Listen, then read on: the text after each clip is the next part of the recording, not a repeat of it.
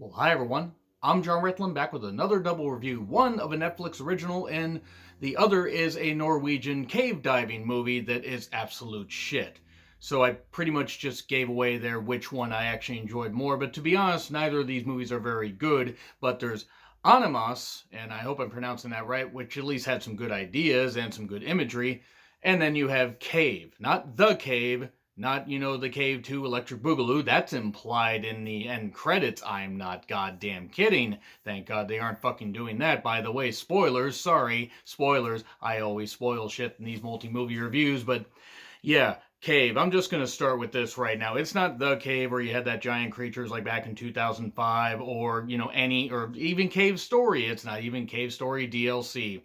A Norwegian setting where you have three people that are friends. The girl, Heidi Tawny, I hope I pronounced that right. She plays the girl Charlotte, and she's with two guys. She used to date one of them, and now she's dating the other. And that was a long time ago and everything. And oh my god, it's so badly dubbed. It is like a cheap martial arts movie if they put absolutely no effort into dubbing it. It's like the worst anime where they have the worst voice acting ever. It is atrocious. It is absolutely atrocious. It's not even a goddamn movie. They go on a cave expedition, and there's some beautiful Norwegian scenery. Beautiful. The mountains, the water, everything looks very picturesque.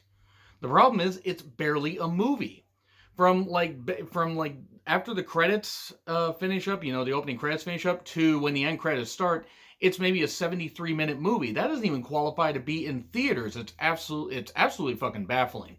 So they go cave diving. And no, that's not a euphemism. It's not like The Descent. You thought there'd be monsters here. There should have been monsters here, but I think they blew their goddamn budget on the beautiful Norwegian scenery because really, it's as bare bones as it can get. So let's see. She used to date a guy, now she's dating another guy, and the other guy still has feelings for her. I wonder what's gonna happen. The ex goes crazy, kills the boyfriend, stalks her, gets beaten with a rock, and then she leaves and swims out and everything, and gets captured by or gets taken by a guy that has a body in the back of his jeep. That's basically the goddamn movie right there. There's a lot of drawn out scenes of them scuba diving or cave diving, and oh yeah, the dubbing. The dubbing is so motherfucking terrible. It doesn't even seem. It seems like they recorded the lines in completely different countries, and just literally shouted over like a string of megaphones like Bart Simpson did. It's echoey. It's bad. It's also like in a fucking vacuum. They didn't even try to sync it up at all. It was amazing. It's amazing and baffling and stupid, and I can't fucking stand it. I fucking hate this movie.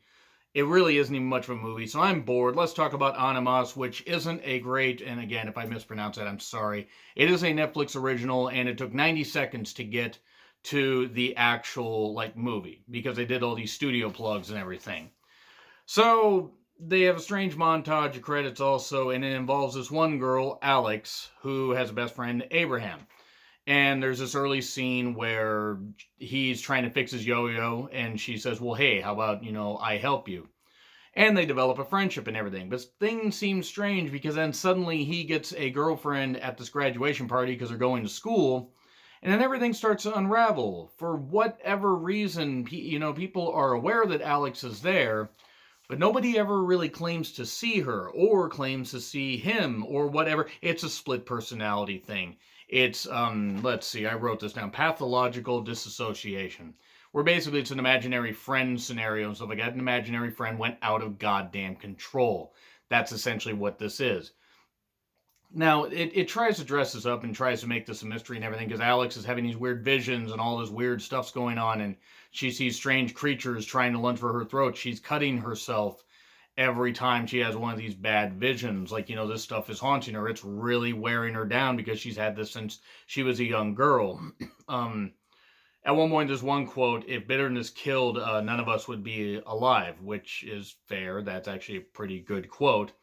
And the friendship fractures because now that he's found a girlfriend, he has no use for Alex, and that's pretty much what it is. It turns out that Alex is another personality and tries to overtake because he's going to therapy. Abraham is. And then Alex comes out and tries to kill the therapist. And it's this weird warped reality thing where you think they're going to be creatures, but there really aren't. It's all the creatures in the mind. And since he created her, he has to kill her. It's like, I built you. It's like, I brought you in this world. I could take you out. Or I created you. I am your creator. I must take you down. And it just, I know it sounds like I'm really down on this movie. This, compared to Cave, this one was a lot better. I mean, it's not great. It has some nice ideas. The whole idea of having a imaginary friend that overtakes you, that it's, a mental illness issue, or that maybe you're just possessed by something, whatever it could be a number of things. They boil it down, they kind of streamline it after trying to, build up all this suspense. And then his dad dies earlier and accuses Alex of doing the killing. Well, it actually turns out that the mother knew that the dad was going to lose his business, and she was going off the goddamn deep end because she kills him and then tries to kill herself. And it's a happy movie, folks. It's a really happy movie. The good news is it's only about 85 minutes, so it's really not all that long.